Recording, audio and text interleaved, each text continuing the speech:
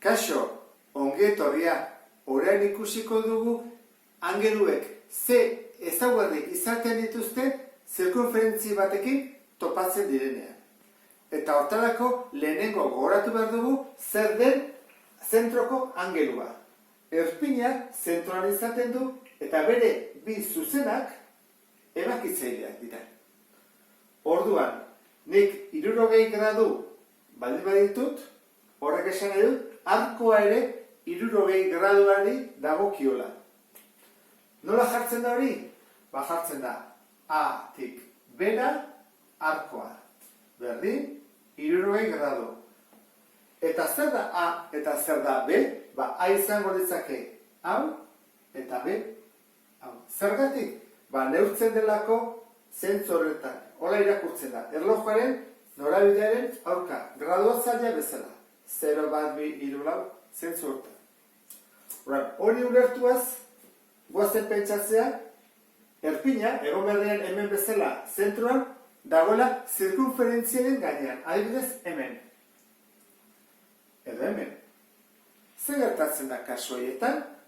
Zentroa 0 den bezala, hemen jarriko dugu 0 eta 0 lehena. Guazen egitea orduan, erpina zirkunferentzian dago eta bere bi zuzenak izango jateke. Bat hau eta bestea hau. Zenbat gradu ditu angelu horrek? Hau baldin bada 60koa hau bezala, ze angelu zentralakin neurtu dugu, zenbat gradu ditu horrek? Egiten da nantara, hartzen dut A, B, eta da A-tik bera, zati bi, erdia da. Orduan izango ditzake 30 gradu. Zer gertatzen da O lehenetik ateazkero bi, baita ere 30 gradu izango lirateke.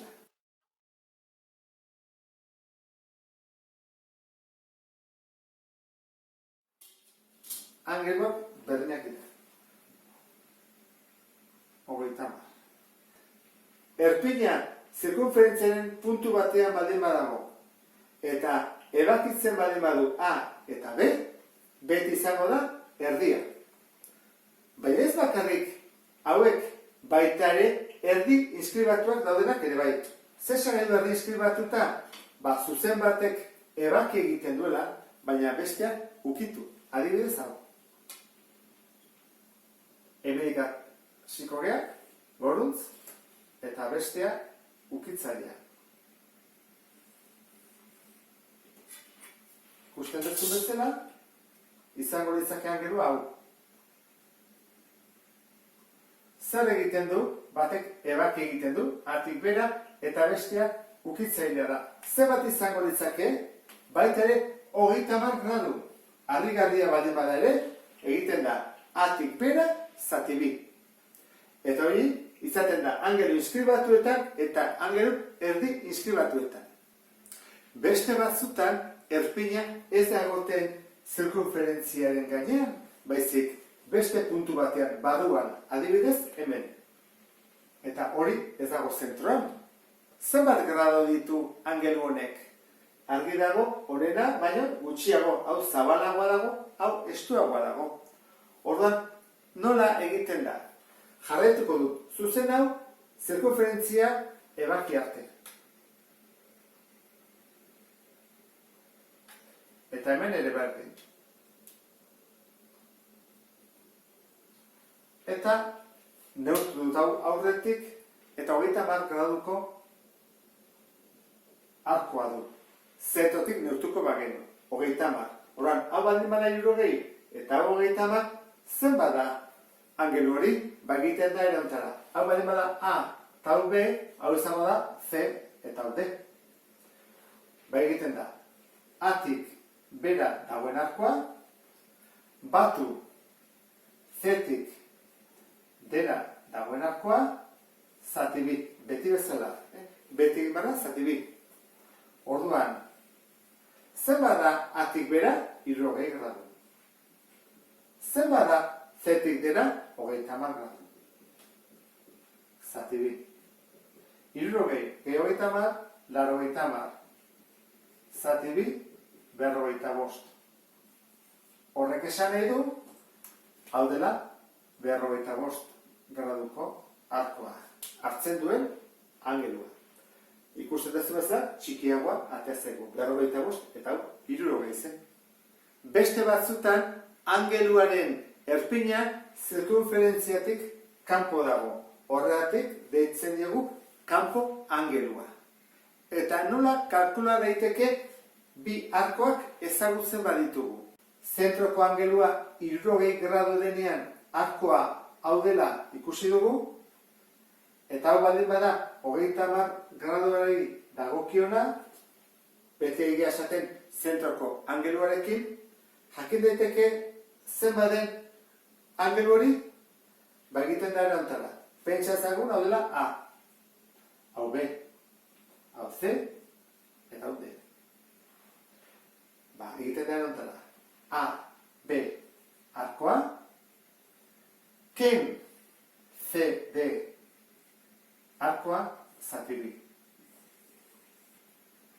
Erpina, zirkunferentziaren barruan dagoenean batu egiten da, eta kanpoan dagoenean kendu. Eta beti egiten da, zati bi. Horran hori egingo dugu, 60. Ken, 30, zati bi. Hau, 15 gradu da. Beraz, jarriko dugu hemen, 15 gradu. Azkeneko kasua, erpina kanpoan izanek, bi zuzenak ukitzailea dienean. Ikusten ez bezala, ukitzailea eta ukitzailea. Ez du ebakitzen. Hori nola kalkulatu daiteke? Hemen angelu bat dago. Ikusten da, neko zabala dela. Esan dugu, formulak izaten direla. Kenketa zati bi. Horroan jarriko dut. Kenketa bat, zati bi. Guazen egitea. Hau izango izateke A puntua. Eta hau B puntua. Egiten duguna da. Atik, bera. Atik, bera, kanpoan dagoen arkoa da. Eta zerbait kendu beharko diot? Kenduko diot, betik ara dagoena, barruko arkoa. Orduan da, kanpokoa, ken barrukoa. Barrukoa zen bada, ikusi dugu leheno, 60 ditula, ezta? Bete ari gera adibidea egiten, 60ekin. Izan daiteke 45, 30, edo 80, berdin du. Orduan, atik bera zen bada, gu badakigu hau 60 dela, eta buelta guztia 360. Orduan egin beharko dugu 360 kendu 60 gradu. Geritzen zaizkigu 300. Orduan, atik bera zen bada 300.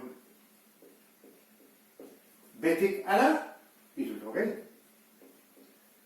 Zati bi, hau da 240, zati bi 120 gradu.